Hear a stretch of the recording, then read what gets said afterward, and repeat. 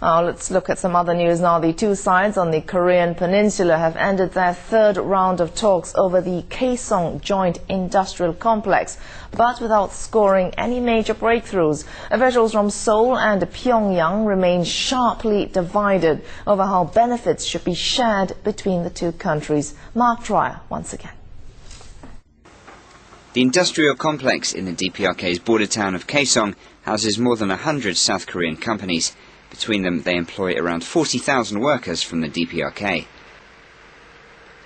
According to South Korean media, the DPRK demanded Seoul accept a revised version of the contracts. The changes included a quadrupling of the monthly wage for the workers and a 30-fold hike in land rent. The DPRK did make some concessions, but the South rejected the deal.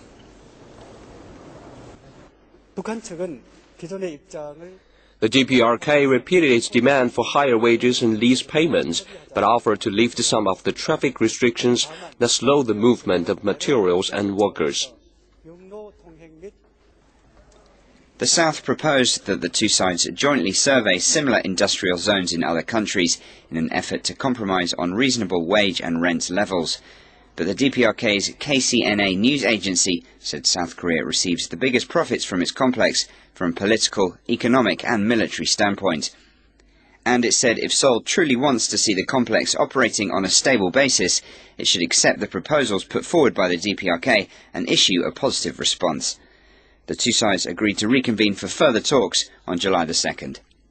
Mark Dreyer, CCTV.